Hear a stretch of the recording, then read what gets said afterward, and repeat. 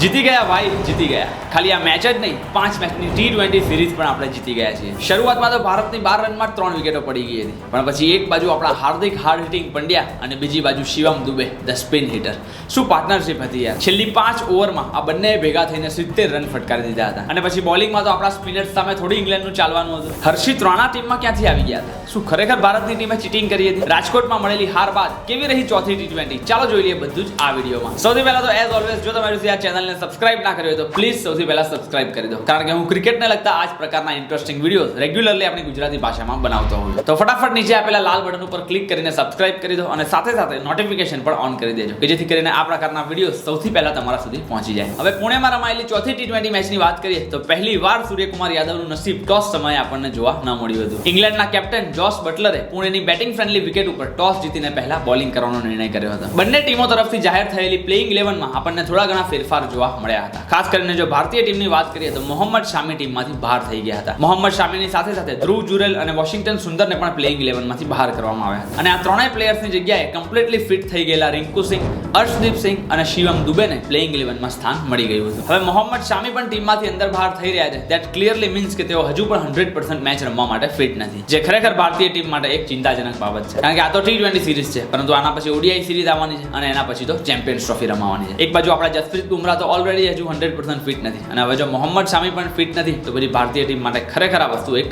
ચિંતાજનક બાબત છે. હવે મેચની વાત કરીએ તો ભાઈ ભારતીય ટીમની શરૂઆત જોઈને તો એમ લાગ્યું કે આજે તો ગયા છે. ગયા એટલે કમ્પ્લીટલી ગયા. એક જ ઓવરમાં 3 વિકેટો પડી ગઈ હતી. સંજુ સેમસન 1, તિલક વર્મા 0 અને સૂર્યકુમાર યાદવ પણ 0. 12 રનના સ્કોર ઉપર તો ભારતની 3 વિકેટો પડી ગઈ હતી. ઇંગ્લેન્ડના નવા બોલર સકીબ અહેમદે પોતાની પહેલી જ ઓવર ટ્રિપલ વિકેટ મેડન નાખી દીધી હતી. એટલે એ સમયે તો એમ લાગ્યું કે ભાઈ ગઈ મેચ હાથમાંથી. પણ ભલે 3 વિકેટો પડી ગઈ હતી, ભારતીય ટીમના યુવા સુપરસ્ટાર રિંકુ સિંહ અને અભિષેક શર્માએ મળીને ઇંગ્લેન્ડ સામે કાઉન્ટર અટેક કરી દીધો હતો. જોતજોતામાં ભારતીય ટીમનો સ્કોર 50 રનને પાર થઈ ગયો હતો. રિંકુ સિંહ 26 બોલમાં 30 રન કરીને આઉટ થયા હતા અને અભિષેક શર્મા 19 બોલમાં 29 રન કરીને આઉટ થયા હતા. હવે આ બંને બેટ્સમેનો આઉટ થયા ત્યારે ફરી એક વખત એમ લાગ્યું કે ભારતની ટીમ સંકટમાં આવી ગઈ છે, કારણ કે 80 રનના સ્કોર ઉપર તો ભારતની 5 વિકેટો પડી ગઈ હતી. પણ ભાઈ પછી તો અસલી ખેલ ચાલુ થયો હતો. એક બાજુ હાર્ડ હિટિંગ પંડ્યા અને બીજી બાજુ સ્પિન હિટર શિવમ દુબે. ધીરે ધીરે શરૂઆતમાં સેટ થઈ ગયા બાદ આ બંને બેટ્સમેનોએ ઇંગ્લેન્ડના બધા જ બોલર્સની ચારે બાજુ ધુલાઈ કરી નાખી હતી. સ્પિનર હોય કે ફાસ્ટર, એક પણ બોલર્સને આ બંને બેટ્સમેનોએ ન છોડ્યા હતા. હાર્દિક પંડ્યાએ 30 બોલમાં 4 ચોગ્ગા અને 4 છગ્ગા સાથે 53 રન ફટકાર્યા હતા અને શિવમ દુબેએ પણ 34 બોલમાં 7 ચોગ્ગા અને 2 છગ્ગા સાથે 53 રનની તાબડતોડ ઇનિંગ રમી નાખી હતી, જેના માટે એકચ્યુઅલી તેમને પ્લેયર ઓફ ધ મેચનો એવોર્ડ પણ આપવામાં આવ્યો હતો. બાકી આપણા હાર્દિકભાઈની તો શું વાત કરવી. T20 ક્રિકેટમાં અત્યારે જો કોઈ સૌથી શ્રેષ્ઠ ઓલરાઉન્ડર હોય તો આઈ એમ શ્યોર કે હાર્દિક પંડ્યા જ છે. શોટ્સ તો જુઓ તમે ખાલી, નો લુક શોટ અને એમાં પણ પાછો હાર્દિક પંડ્યાનો સ્વેગ. આહા, જોવાની મજા જ આવી જાય નહીં. એટલે આ બંને બેટ્સમેનોના તોફાનની મદદથી ભારતની ટીમે ઇંગ્લેન્ડ સામે છેલ્લી 5 ઓવરમાં 70 રન ફટકારીને ટોટલ 181 રન 20 ઓવરમાં ફટકારી દીધા હતા. એક સમયે 80 ઉપર 5 થઈ ગયેલી ટીમનો સ્કોર 181 થઈ જાય તો એ ખરેખર જોરદાર કમબેક તો કહી શકાય છે. સંજુ સેમસન અને સૂર્યકુમાર યાદવનું સતત ફેલિયર પણ ભારતીય ટીમ માટે એક ચિંતાજનક બાબત હોઈ શકે છે. એમાં પણ ખાસ કરીને કેપ્ટન સૂર્યકુમાર યાદવની વાત કરીએ તો છેલ્લા ઘણા બધા સમયથી એમની 50 પણ આપણને T20 ફોર્મેટમાં જોવા નથી મળી. હવે 182 રનના ટાર્ગેટનો પીછો કરવા ઉતરેલી ઇંગ્લેન્ડની ટીમની શરૂઆત એકદમ રોકેટ જેવી થઈ હતી. પાવર પ્લે પૂરો થાય ત્યાં તો એમણે 62 રન ફટકારી દીધા હતા. બેન ડકેટના 19 બોલમાં 39 રન અને ફિલ સોલ્ટના 21 બોલમાં 23 રન. પણ બસ એ જે ફટકાબાજી હતી એ પાવર પ્લે સુધી સીમિત રહી ગઈ હતી. પાવર પ્લે પતી ગયા પછી જ્યારે ભારતીય ટીમના સ્પિનર્સ આવ્યા ત્યારે ઇંગ્લેન્ડના બેટ્સમેનોની હવા નીકળી ગઈ હતી. એક સમયે 65 ઉપર 0 રન સાથે રમી રહેલી ઇંગ્લેન્ડની ટીમની અચાનક જ 67 રનમાં 3 વિકેટો પડી ગઈ હતી. રવિ બિશ્નોઈ અને અક્ષર પટેલે આવીને ઇંગ્લેન્ડની ઇનિંગ કે જે રોકેટની ગતિથી જઈ રહી હતી એના ઉપર બ્રેક લગાવી દીધી હતી. ઇંગ્લેન્ડ માટે હેરી બ્રુકે 26 બોલમાં 51 રન ફટકારીને ફરી એક વખત આશાઓ જગાડી હતી, પરંતુ વરુણ ચક્રવર્તી અને હર્ષિત રાણાએ આવીને ઇંગ્લેન્ડની બાકી વધેલી આશાઓ ઉપર પણ પાણી ફેરવી દીધું હતું. એક સમયે ખરેખર એમ લાગી રહ્યું હતું કે ઇંગ્લેન્ડની ટીમ ઇઝીલી આ મેચ જીતી જશે, પરંતુ એટ ધી એન્ડ તેઓ 166 રનના સ્કોર ઉપર જ ઓલ આઉટ થઈ ગઈ હતી અને ભારતની ટીમ આ ચોથી T20 15 રનના માર્જિનથી જીતી ગઈ હતી. ખાલી આ T20 મેચ જ નહીં પણ 5 મેચની આખી T20 સિરીઝ પણ ભારતની ટીમ 3-1 થી હવે જીતી ગઈ છે. આ સાથે T20માં ઘર આંગણે ભારતીય ટીમનો વિજય રથ ચાલુ રહ્યો હતો, કારણ કે 2019 પછી ભારતની ટીમ ઘર આંગણે T20 સિરીઝમાં ક્યારેય નથી હારી. આ મેચમાં જ્યારથી હર્ષિત રાણા બોલિંગ કરવા આવ્યા હતા ત્યારથી એમના જ નામની સોશિયલ મીડિયા ઉપર ચર્ચા ચાલી રહી હતી. ઇંગ્લેન્ડની પબ્લિક તો સોશિયલ મીડિયા ઉપર ક્લિયરલી લખી રહી હતી કે ભારતીય ટીમે ચીટિંગ જ કરી છે.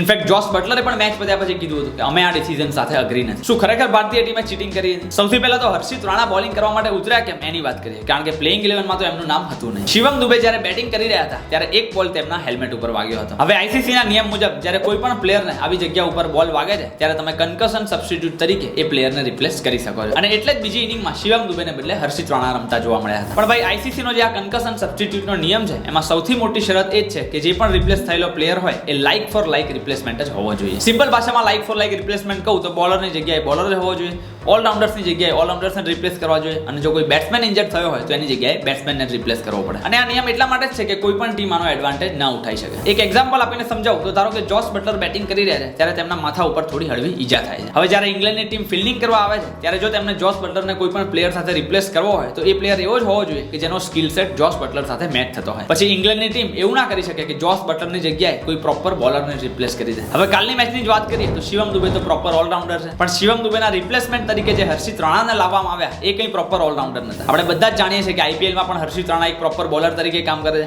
હમણાં જ રમાયેલી ટેસ્ટ સિરીઝમાં પણ હર્ષિત રાણા એક પ્રોપર બોલર તરીકે જ ઉતર્યા હતા, અને કાલની મેચમાં પણ આપણે જોયું કે હર્ષિત રાણાએ લીધેલી 3 વિકેટના લીધે જ કદાચ ભારતની ટીમે ઇંગ્લેન્ડને હરાવી દીધું હતું. એટલે ક્યાંક ને ક્યાંક આ લાઇક ફોર લાઇક રિપ્લેસમેન્ટ તો નતું જ લાગ્યું. જો ખરેખર ભારતની ટીમને લાઇક ફોર લાઇક રિપ્લેસમેન્ટ કરવું જ હોત તો રમણદીપ સિંહ ઓલરેડી ભારતની સ્કોડમાં હતા કે જે એક્ઝેક્ટલી શિવમ દુબેના સ્કિલ સેટ સાથે મેચ થાય છે. ખેર જે ડિસિઝન લેવાનું હતું એ તો લેવાઈ ગયું. આપણે તો ભારતની ટીમ જીતી ગઈ એટલે આમાં કંઈ બહુ પડતા નથી, પણ આઈ એમ શ્યોર કે સોશિયલ મીડિયા ઉપર આ મુદ્દો તો હવે જગવાનો જ છે. તમારું શું કેવું છે આ મામલે એ મને નીચે કોમેન્ટમાં લખીને ખાસ જણાવજો. બસ તો ભારતની ટીમ 5 મેચની T20 સિરીઝ 3-1 થી જીતી ગઈ છે. હવે 5મી T20 મેચ મુંબઈમાં રમાવાની છે કે જે ઇંગ્લેન્ડની ટીમ જીતી જાય તો પણ કોઈ પ્રકારનો ફરક નથી પડવાનો. જો કે મને તો લાગે છે ભારતની ટીમ 4-1 થી જ આ T20 સિરીઝ જીતવાની છે. 12મી ફેબ્રુઆરીએ ભારત અને ઇંગ્લેન્ડ વચ્ચેની વન ડે મેચ આપણા અમદાવાદના નરેન્દ્ર મોદી સ્ટેડિયમમાં રમાવાની છે, જેના માટેની ટિકિટો આ અઠવાડિયામાં રિલીઝ થઈ જવાની છે. બધી જ અપડેટ્સ હું આપણી ટેલિગ્રામ ચેનલમાં મૂકી દેતો હોઉં, તો ફટાફટ નીચે આપેલી લિંક ઉપર ક્લિક કરીને આપણી ટેલિગ્રામ ચેનલ જોઈન કરવાનું બિલકુલ ના ભૂલતા. જો વિડીયો ગમ્યો હોય તો પ્લીઝ એને લાઈક કરી દેજો અને તમારા દરેક ગુજરાતી મિત્રો સુધી એને શેર કરી દેજો. બાકી ક્રિકેટને લગતા આવા જ ઇન્ટરેસ્ટિંગ વિડીયોઝ રેગ્યુલરલી આપણી ગુજરાતી ભાષામાં જોવા માટે આ ચેનલને સબસ્ક્રાઇબ કરવાનું બિલકુલ ના ભૂલતા. મળીએ છીએ આપણે ફરી એક વખત આવા જ ઇન્ટરેસ્ટિંગ વિડીયો સાથે. ત્યાં સુધી આવજો.